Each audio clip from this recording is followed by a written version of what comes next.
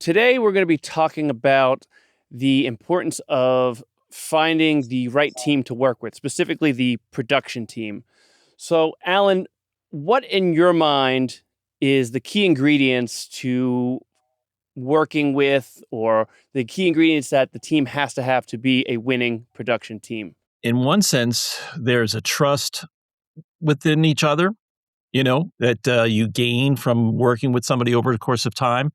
You're not going to BS somebody. You're not going to, just, I don't know, mail it in or something like that. In particular, like when we work together or something. Or even if it's just a studio and a tracking engineer. It's like if you have a track record, pun intended, with the studio, they're going to be open to you. If you want to try something new, you got to run an extra hour over, whatever it is. I have found throughout my career that like team really works. And you see it in film too, right? You see the same director with the same actors and whatever. And sometimes it's a little weird on a film.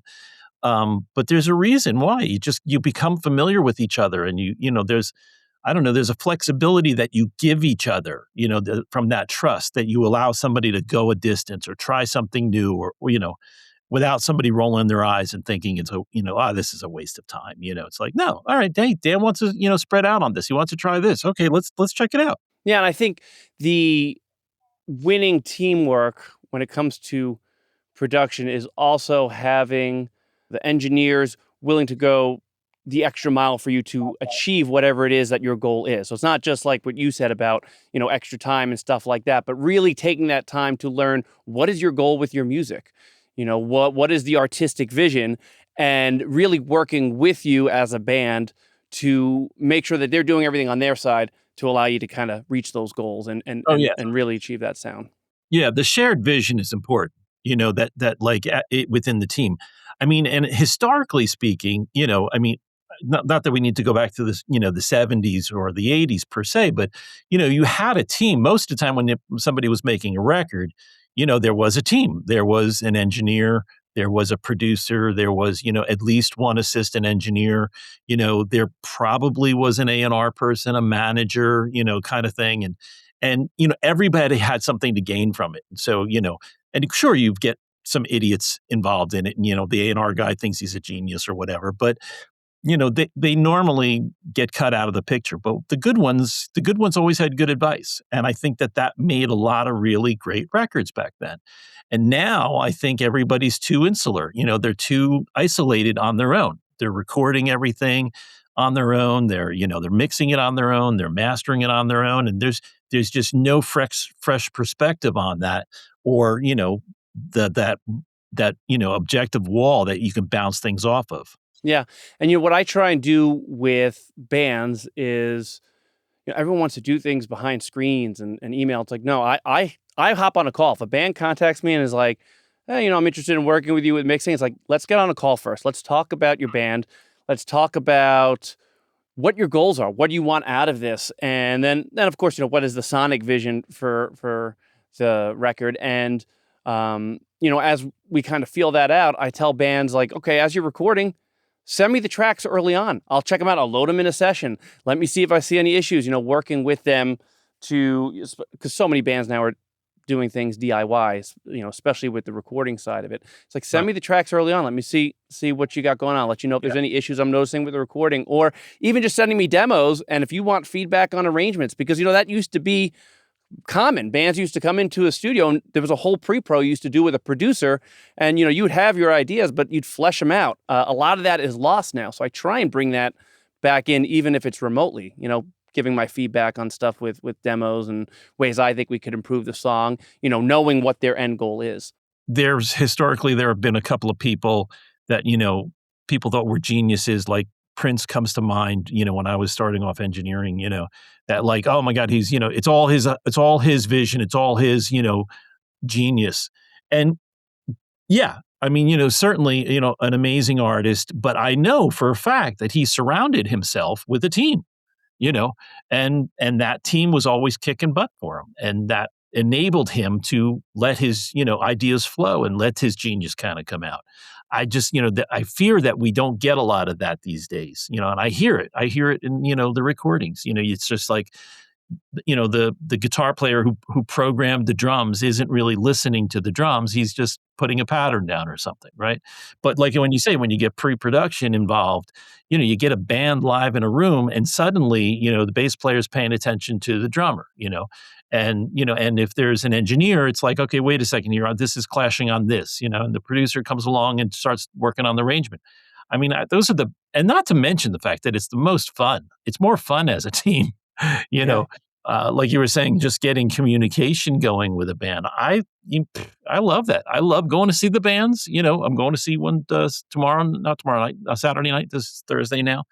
I love getting out and kind of checking out what the live music is all about with them. Yeah, and I also feel that when you build this relationship working with a band, when they're working on their songs, they're so in the weeds of the songwriting process, and sometimes they could lose sight of the big picture. They might know what their goals are, but when they're in the writing phase and they know every note that's being played and what is this person playing, and they're so focused sometimes just on themselves, like Yeah, what their instruments sure. are, Yeah.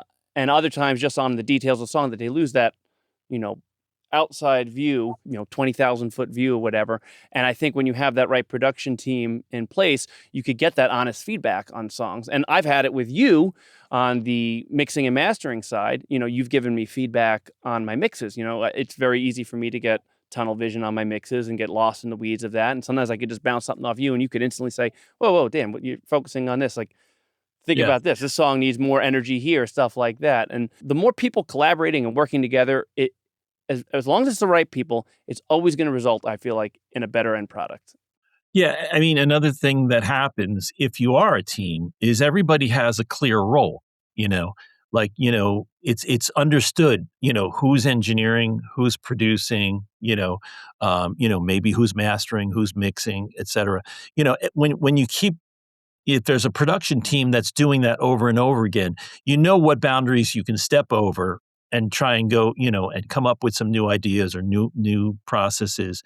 And there's some other areas where you don't want to touch it, where you want to just say, Listen, that's not my territory," you know. Yeah. But it's nice to have roles. It's nice to like I never get involved or rarely get involved in saying to somebody like, "Wow, that vocal's a little out of tune." It's like I have a few times when I felt like, okay, wait a second, this is supposed to be in tune. And I've said something to somebody, and they were like, I'm so glad you said that because I thought the same thing, and but everybody else thought it was fine, and so they went back and they tuned up the vocal and the singer was happier and everybody was like, all right, well, Alan said that, so let's listen to it. You could push each other too. It's also like when you have everyone collaborating and working together, it used to be like the producer, you're there, is getting the best out of the band, even in the recording side and the early stages like that. It's not just like a matter of, what I'm doing on the mix or something like that. It's also that motivating factor and making sure that everyone's giving their best effort. It could really be like almost like a coach too. You Yeah, know, you learn from each other. I mean, that's a big part of it too, is as like as a team, you're growing together. You should be pushing each other, not necessarily to be annoying, but to say, hey, come on, let's make this really great. And you know what I want out of this one? Let's go this direction. There's a whole lot to be said about it, but I think it's just the familiarity of working with people. Everybody feels a little more comfortable. I mean, that shared vision is always a big factor, that, everybody knows where it's going. Everybody's name is going to be on the record. We love, we trust each other. There's all this going on, and I don't know. I see it making better records most of the time.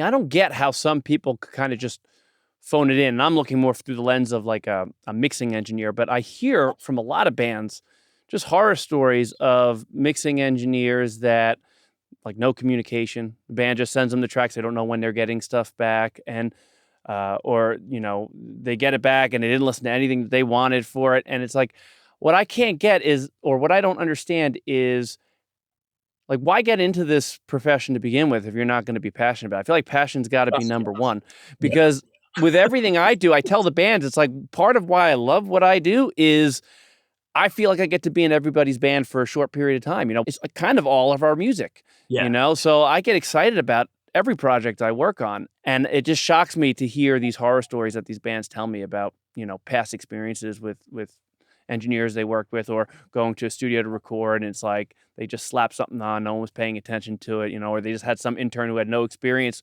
with anything, or it's just really shocking. Well, I mean, we do some mixing for indie films, and gravitated towards doing a lot of that work because there's a big team effort in making a film, even an indie film. And again, the roles are clearly defined. Like, who's the cameraman? Who's the director? Who's doing lighting?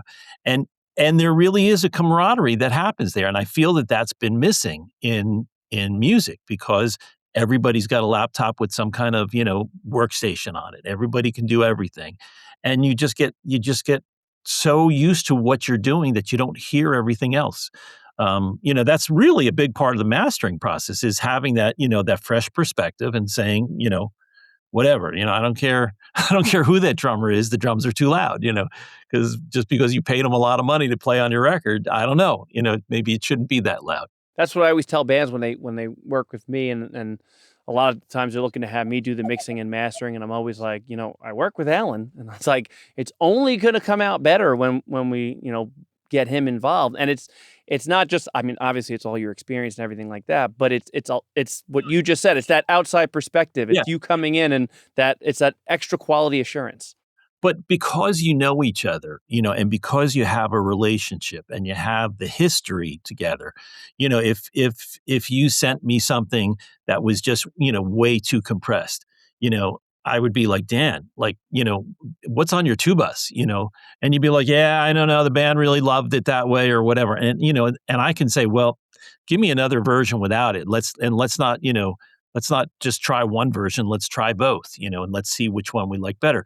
But that's sometimes hard to do if you don't really know the people, and that's why I think a lot of people try to communication is key, and you try to get to know them, beforehand.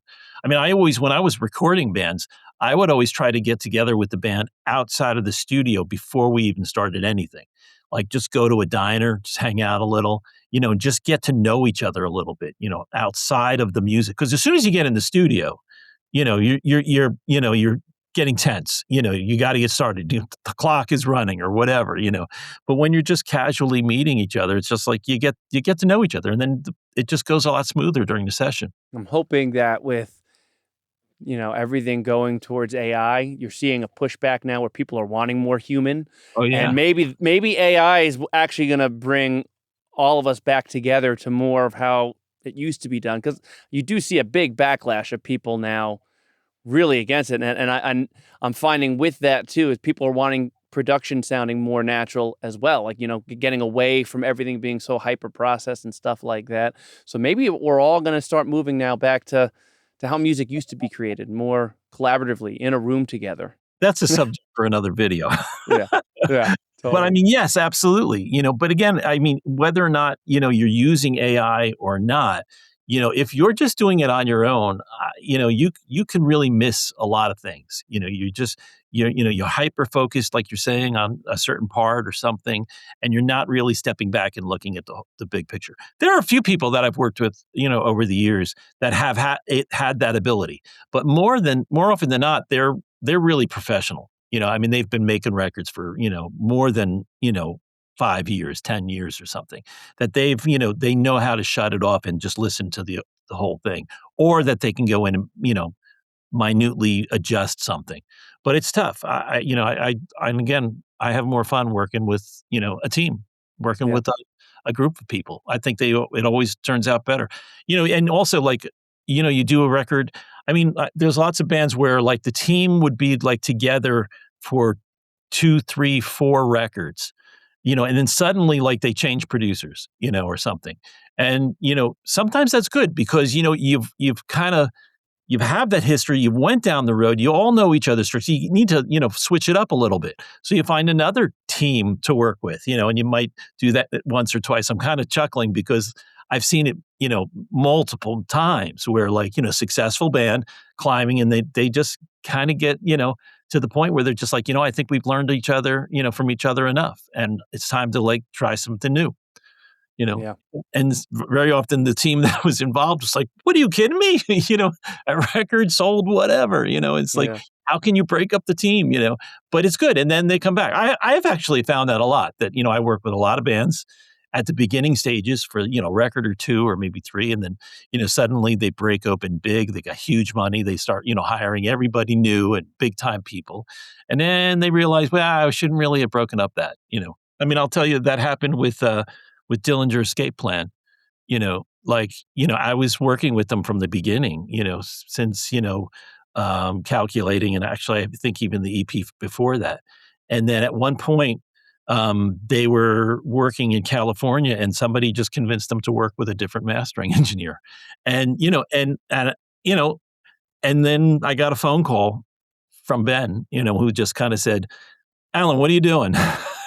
And I'm like, "Why? What's up?" He's like, "Well, we're mixing, and it's, we're trying somebody else out. Somebody wanted us to try it, and it's just not working. Can I send you a couple of songs?" And then suddenly it's like you're in a team again, and you're pushing each other. What do we want to leave bands with? Like if they're, say it's a band about to embark on recording their first piece of music, whether it be a single album, whatever it is, how should they go about looking about building that team? You got to talk to people that have worked with those people, right? And sometimes the teams are busy. Sometimes you might be booked for 9 months, 12 months out, or something like that. So maybe it's not possible. But I just I mean, I don't want to just start quoting the teams that I work with, but it's highly productive. I'd actually rather see people grow with a team than just going out and hiring new guys all the time, even though there might be the hot shot or something. Try and get some FaceTime with whoever you're interested in working with. Reach out to, do like you said, do your research, find out about these people, who they've worked with and stuff like that. But then try and get on a call with them, because see what the vibe is like. The vibe, I feel like is so important. You need to connect, and if you connect as people and you have shared interests in music, I feel like that's a good starting point that they're likely gonna work out. Well, you're gonna be a team no matter what, in a sense. It's just whether or not the team, you know, like you say, connects. Whether you're seeing that vision. You're sharing. You know the ideas. I used to, like, if I was working with a new band at one point, I would go back to their last record or their last two and just put them back on and kind of remember what we were doing. So that you've got that kind of fresh in your mind. Oh yeah, okay, that's what we were doing last time. So now it's more present in what I want to do for the next one and bring to the table. You're saying like the AI is, making it more natural. I think also people are looking for, that older vibe. And again, I don't mean that it's got to go back to the 60s. I mean, look at the Beatles and George Martin. You look at those kind of collaborations, and like, would that have been as great? Brian Wilson and the Beach Boys. If they had brought in a different producer for each record, would they have built on their past experience? Doesn't mean you got to be a genius in any of those lights, but I think there's something to be said about putting together a team and working it. It's usually more successful. Couldn't agree more. I think that's it for this one then. And, we're working on a bunch of new topics to talk about. And I appreciate you hopping on once again. And we'll be back next month with another one. Yeah, let's keep it up.